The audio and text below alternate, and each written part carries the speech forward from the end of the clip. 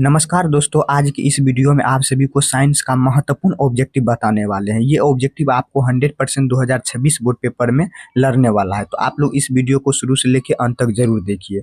यहाँ पे सबसे पहला प्रश्न नंबर दिया गया 1 नंबर में, सभी अम्ल जल में घुलकर प्रदान क्या करते हैं। सभी जो अम्ल होते हैं, एसिड जो होते हैं, वह जल में घुलकर क्या प्रदान करेंगे। तो इसका राइट आंसर आ जाएगा ए नंबर, H पॉजिटिव आयन प्रदान करेंगे सभी जल में घुलकर। तो आप सभी को याद रखना, ये सब बहुत ही इंपॉर्टेंट ऑब्जेक्टिव भी आई है। चलिए नेक्स्ट नंबर में देखिए, प्रश्न संख्या 2 नंबर में, निम्नलिखित यौगिकों में कौन दुर्बल अम्ल है। मतलब इन 4 ऑप्शन में कौन दुर्बल अम्ल है। तो इसका राइट आंसर आ जाएगा बी नंबर, CH3COOH। ये जो है, ये आपका यौगिक जो है, ये दुर्बल अम्ल है। तो इसका राइट आंसर बी नंबर आ जाएगा। ये सब बहुत ही इंपॉर्टेंट ऑब्जेक्टिव है, जो कि ये आपको 100% रहेगा बिहार बोर्ड की पेपर में। तो आप सभी लोग इस वीडियो को शुरू से लेकर अंत तक जरूर देखिएगा और साथ में ये वीडियो अपने दोस्तों तक जरूर शेयर कीजिएगा। चलिए नेक्स्ट देखिए, प्रश्न संख्या 3 नंबर में, सिल्वर आयोडाइड का रंग कैसा होता है। सिल्वर जो होता है उसका आयोडाइड एक होता है, उसमें रंग किस प्रकार से होगा, कैसा रंग होगा। तो यहाँ पे ऑप्शन ए नंबर में दिया गया है श्वेत, बी नंबर में नीला, सी नंबर में पीला, डी नंबर में हरा। तो सिल्वर आयोडाइड का जो रंग होता है वह किस टाइप से होता है, तो पीला रंग का होता है। तो आप सभी को याद रखना, ये सब देखिए इंपॉर्टेंट है आपके लिए। आप सोच रहे होंगे ये सब इंपॉर्टेंट थोड़ी है, ये सब बहुत ही इंपॉर्टेंट है, ये बहुत ही इंपॉर्टेंट है। यही सब ऑब्जेक्टिव जो होता है ये आप सभी को घुमा फिरा के पूछेगा, पूछ देगा इनमें से कौन सा रंग सिल्वर आयोडाइड का रंग कहलाता है। तो आप सभी को यहाँ पे मारना है पीला रंग, घुमा फिरा के पूछेगा तो आप सभी को फंसना नहीं है, आप सभी को घुमा फिरा ही के उत्तर देना है। ठीक, चलिए तो आप लोग इस वीडियो या चैनल पे नए हो तो एक सब्सक्राइब जरूर कर लीजिएगा। चलिए नेक्स्ट देखिए, प्रश्न संख्या 4 नंबर में, सबसे कठोर प्राकृतिक पदार्थ क्या है। इन 4 जो ऑप्शन आप सभी लोग स्क्रीन पे देख रहे होंगे, इन 4 ऑप्शन में सबसे कठोर प्राकृतिक पदार्थ क्या है। तो ये देखिए, सबसे पहले देखिए क्वेश्चन के साथ आप सभी को ऑप्शन जो दिया रहेगा वो ऑप्शन को भी पढ़ना है, तभी आप लोग टिक लगाइएगा, अन्यथा गलत हो जाएगा। तो यहाँ पे देखिए सबसे कठोर प्राकृतिक पदार्थ क्या होगा। तो ऑप्शन में देख लीजिए, ए नंबर में दिया गया है चांदी, बी नंबर में सोना, सी नंबर में हीरा और डी नंबर में लोहा। तो 4 का राइट आंसर क्या आ जाएगा, सोना। तो 4 का राइट आंसर क्या आ जाएगा, सी नंबर आ जाएगा, क्या, हीरा। हीरा जो है ये आपका सबसे कठोर प्राकृतिक पदार्थ है, ये आप लोग जानते होंगे। ये मोस्ट VVI है बिहार बोर्ड 2026 बोर्ड पेपर के लिए। देखिए खास तौर पे ये वीडियो उनके लिए बनाया जाता है जो 2026 बोर्ड पेपर में एग्जाम देंगे, उनके लिए ये वीडियो बहुत ही इंपॉर्टेंट है, बहुत ही इंपॉर्टेंट। तो आप लोग इस वीडियो को शुरू से लेकर अंत तक जरूर देखिएगा। चलिए नेक्स्ट नंबर देखिए, प्रश्न संख्या 5 नंबर में, कार्बन के कितने रवादार अपरूप हैं। कार्बन जो होते हैं उनके कितने रवादार अपरूप होते हैं। तो यहाँ पे ऑप्शन नंबर ए नंबर में दिया गया है 1 होता है, बी नंबर में 2, सी नंबर में 3, डी नंबर में 4। तो 5 का राइट आंसर आ जाएगा आप सभी का, 3 अपरूप होते हैं। हीरा, ग्रेफाइट, आप कार्बन के जो अपरूप होते हैं, अपराप जो होते हैं, अपरूप जो होते हैं वो क्या होते हैं, हीरा, ग्रेफाइट, फ्लोरीन होता है। ये सब आपका कार्बन का अपरूप हो गया। तो इसका राइट आंसर क्या आ जाएगा, 3 नंबर आ जाएगा, 3। तो कार्बन के अपरूप कितने होते हैं, 3 प्रकार के होते हैं। तो आप सभी को याद रखना है। चलिए नेक्स्ट देखिए, प्रश्न संख्या 6 नंबर में दिया गया है, जिंक ब्लेड किस धातु का अयस्क है। जिंक ब्लेड जिसे आप Zn से जिंक कहते हैं, वह किस धातु का अयस्क है। तो यहाँ पे आप सभी को ऑप्शन नंबर चूज करना है, कौन सा जिंक ब्लेड का धातु का अयस्क है। तो यहाँ पे Mg से मैग्नीशियम हो जाता है, Zn से जिंक हो जाता है। तो 6 का राइट आंसर बी नंबर आ जाएगा। आप लोग समझ चुके होंगे Mg से मैग्नीशियम होता है। अगर मैग्नीशियम का धातु पूछता है अयस्क कौन है, तो आप सभी को मैग्नीशियम ए नंबर में लगाना है। यहाँ पे क्या पूछा है, जिंक ब्लेड किस धातु का अयस्क है। तो आप सभी को किस में लगाना है, Zn। Zn से आप लोग सोचते होंगे Zn की परमाणु संख्या 30 होती है और इसका जिंक ब्लेड धातु का अयस्क होता है क्या, Zn होता है। तो आप सभी को इस टाइप से बता देंगे कि आप सभी लोग भूल नहीं पाइएगा। तो इसलिए आप लोग इस वीडियो को अपने दोस्तों तक जरूर शेयर कीजिएगा और साथ आप लोग भी इस वीडियो को शुरू से लेकर अंत तक जरूर देखिएगा। चलिए नेक्स्ट नंबर में देख लीजिए, नेक्स्ट नंबर प्रश्न संख्या 7 नंबर में दिया गया है, नाइट्रोजन के अणु में 2 परमाणुओं के बीच कितने आबंधन होते हैं। मान के चलिए आंसर नाइट्रोजन होता है, इनकी परमाणु संख्या 7 होती है, 7 होती है। इसके जो 2 परमाणु होंगे, इसके जो 2 परमाणु के बीच में कितने आबंधन होंगे। तो 7 का राइट आंसर आ जाएगा सी नंबर, 3 आबंधन होंगे। कितने होंगे, 3 आबंधन होंगे। चलिए एक बहुत ही इंपॉर्टेंट महत्वपूर्ण ऑब्जेक्टिव है जो कि आपके लिए बहुत ही इंपॉर्टेंट है। ये 8 नंबर का, ये बहुत ही VVI है।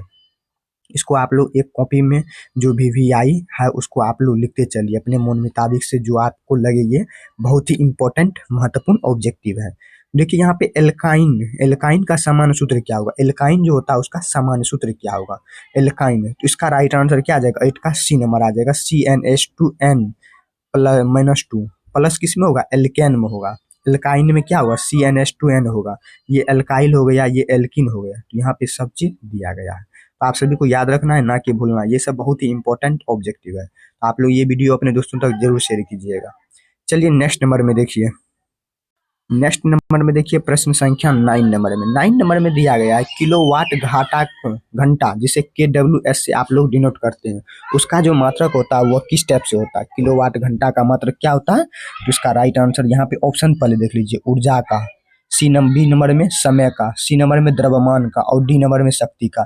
आप लोग जानते होंगे इसका राइट आंसर ए नंबर आ जाएगा। ऊर्जा क्या होता है, किलोवाट घंटा का मात्रक होता है। ऊर्जा का सही मात्रक क्या होता है, किलोवाट घंटा होता है, या किलोवाट घंटा का मात्रक ऊर्जा होता है। तो आप सभी लोग को याद रखना, ये सब बहुत ही इंपॉर्टेंट VVI है। यही सब ऑब्जेक्टिव जो होता है ये सब पूछा जाता है, ना कि ज़्यादा हार्ड रहेगा, ना कि सिंपल रहेगा, आपको बीच में कठोरता की तरह पूछा जाएगा। देखिए चलिए नेक्स्ट नंबर प्रश्न संख्या 10 नंबर में, मानव की आंख में प्रवेश करने वाले प्रकाश की मात्रा को नियंत्रित कौन करता है, कौन करता है। तो 10 का राइट आंसर आ जाएगा बी नंबर, पुतली द्वारा तय करता है। पुतली द्वारा जो है प्रकाश की तरह आंख में जाने से नियंत्रित करता है। चलिए नेक्स्ट नंबर देखिए प्रश्न संख्या 11 नंबर में, कौन सा प्राणगत ऊर्जा का स्रोत है। इन चार ऑप्शन में कौन प्राणगत ऊर्जा का स्रोत है। तो यहाँ पे ऑप्शन ए नंबर में दिया गया है नाभिकीय स्रोत, बी नंबर में भूतापीय ऊर्जा स्रोत, सी नंबर में जैव मात्रा जिसे आप बायोमास कहते हैं, डी नंबर में इनमें से कोई नहीं। तो इसका राइट आंसर क्या आ जाएगा, तो 11 का राइट आंसर आप सभी का आ जाएगा सी नंबर, जैव मात्रा जिसे आप कहते हैं, ये इसका राइट आंसर आ जाएगा। चलिए नेक्स्ट नंबर में देखिए, प्रश्न संख्या 12 नंबर में, किसी कोष में इलेक्ट्रॉन का अधिकतम संख्या होती है, मतलब इन चार ऑप्शन में सबसे अधिकतम संख्या किस कोष में होगा। तो 12 का राइट आंसर सी नंबर आ जाएगा, 2n² जो होगा ये इसमें आपका अधिकतम इलेक्ट्रॉनिक संख्या होती है। चलिए नेक्स्ट नंबर देखिए, प्रश्न संख्या 13 नंबर में, कौन सा हाइड्रोकार्बन सबसे सरल यौगिक है, मतलब इन चार ऑप्शन में कौन सबसे सरल यौगिक कार्बन हाइड्रोकार्बन है। तो इसका राइट आंसर आ जाएगा 13 का आप सभी का ए नंबर, जिसे आप मीथेन कहते हैं। ये जो मीथेन है ये आपका हाइड्रोकार्बन सबसे सरल यौगिक है। चलिए नेक्स्ट नंबर में देखिए, नेक्स्ट नंबर में दिया गया है 14 नंबर में, निम्न में से किस धातु का गलनांक सबसे कम होता है, मतलब इन चार ऑप्शन में किस धातु का गलनांक जो होता है सबसे कम होता है। तो यहाँ पे ऑप्शन ए नंबर में दिया गया है सोडियम, सीयूस, कॉपर या तांबा, एफ से आयरन या लोहा, एल से एल्यूमिनियम होता है। सबसे कम गलनांक किस धातु का होगा, सीयूस, कॉपर या तांबा। कॉपर या तांबा जो होता है ये आपका क्या होता है, सबसे गलनांक कम होता है, ना कि ये सोडियम आ जाएगा। सोडियम जो होता है ये आपका सबसे कम गलनांक धातु है, आप सभी को याद रखना है। ये सब बहुत ही इंपॉर्टेंट ऑब्जेक्टिव है। चलिए नेक्स्ट नंबर प्रश्न संख्या 15 नंबर में दिया गया है, सोने की परमाणु संख्या क्या है, मतलब इन चार ऑप्शन जो दिया गया है, इन चार ऑप्शन में सोने की, जिस प्रकार से हाइड्रोजन की परमाणु संख्या 1 होती है, हीलियम की परमाणु संख्या 2 होती है, उसी प्रकार से सोने की परमाणु संख्या कितनी होगी। तो 89, 79 होगा। कितना होगा, 79 होगा, जिसे आप 79 कहते हैं। तो इसका राइट आंसर सी नंबर आ जाएगा। ये सब बहुत ही इंपॉर्टेंट ऑब्जेक्टिव है, जो कि ये आपके लिए 100% महत्वपूर्ण है। चलिए नेक्स्ट देखिए प्रश्न संख्या 9 नंबर में, निम्नलिखित में कौन लवण है, मतलब इन चार ऑप्शन में कौन लवण है। तो इसका राइट आंसर आ जाएगा D number, D number K2SO4 जो है ये आपका लवण कहलाएगा। देखिए अभी जितना भी ऑब्जेक्टिव बताया आप सभी को, ये सब बहुत ही इंपॉर्टेंट ऑब्जेक्टिव है, तो आप लोग इस वीडियो को अपने दोस्तों तक जरूर शेयर कीजिएगा। तो चलिए नेक्स्ट नंबर में देखिए, नेक्स्ट नंबर देखिए प्रश्न संख्या 17 नंबर में, आवर्त सारणी के किसी समूह के सभी तत्व की संयोजकता होती है। तो सभी तत्व की संयोजकता क्या होगी। तो 17 का राइट आंसर ए नंबर आ जाएगा, समान होती है। क्या होती है, समान होती है। तो आप सभी को याद रखना, ये सब बहुत ही इंपॉर्टेंट है, आप सभी को बार बार बताया जा रहा है। चलिए नेक्स्ट नंबर देखिए प्रश्न संख्या 18 नंबर में, निम्नांकित में कौन शराब के रूप में उपयोग किया जाता है। एथेनॉल, एथेनॉल जो होता है ये आपका शराब के रूप में उपयोग किया जाता है। जिस प्रकार से आप लोग देखिए क्वेश्चन के ऊपर ये उसी प्रकार से ठीक जवाब आप लोग को लगा देना है, ये हुआ विद्यार्थी का टैलेंट, समझे। चलिए नेक्स्ट नंबर देखिए प्रश्न संख्या 19 नंबर में, आवर्त सारणी के तृतीय वर्ग में तत्वों की संख्या कितनी होती है। मतलब आप लोग आवर्त सारणी देखे होंगे, इन आवर्त सारणी में तृतीय वर्ग में संख्याओं कितनी होगी। तो 19 का राइट आंसर आ जाएगा रॉन्ग, मतलब इन चार ऑप्शन में कोई ऑप्शन नहीं होगा इसका राइट आंसर, समझे। चलिए नेक्स्ट नंबर में देखिए, नेक्स्ट नंबर 20 नंबर में है शॉर्ट सेल में किसका उपयोग किया जाता है। मतलब इन चार ऑप्शन में जो दिया गया है, इन चार ऑप्शन में शॉर्ट सेल का किसका उपयोग किया जाता है, तो सिलिकॉन का उपयोग किया जाता है शॉर्ट सेल में। तो ये सब बहुत ही इंपॉर्टेंट ऑब्जेक्टिव है जो कि ये आपको 100% लड़ेगा।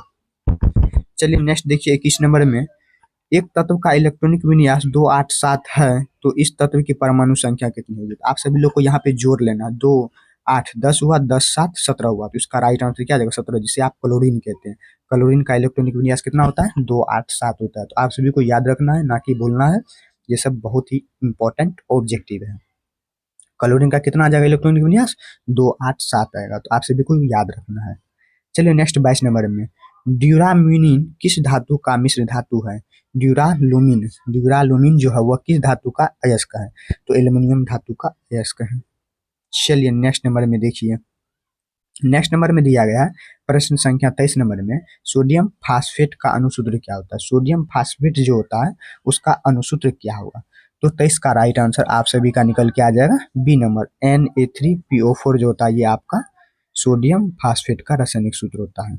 चलिए एक लास्ट देख लीजिए, वृक्क की संरचनात्मक एवं क्रियात्मक इकाई को क्या कहते हैं, तो क्या कहते हैं, तो 24 का राइट आंसर आ जाएगा डी नंबर, नेफ्रॉन कहते हैं। क्या कहते हैं, नेफ्रॉन कहते हैं, डी नंबर इसका राइट आंसर। देखिए अभी तक मैं जितना भी क्लास 10th साइंस का महत्वपूर्ण ऑब्जेक्टिव बताए, ये आपका 100% बिहार बोर्ड के लिए है, जो कि 100% लड़ेगा। तो आप लोग इस वीडियो को शुरू से लेकर अंत तक जरूर देखिएगा और अपने साथी दोस्त हो उनके पास जरूर शेयर कीजिएगा। तो चलिए आप सभी को मिलते हैं नेक्स्ट वीडियो में। आप सभी को वीडियो पसंद आया होगा तो लाइक सब्सक्राइब कमेंट जरूर कीजिएगा।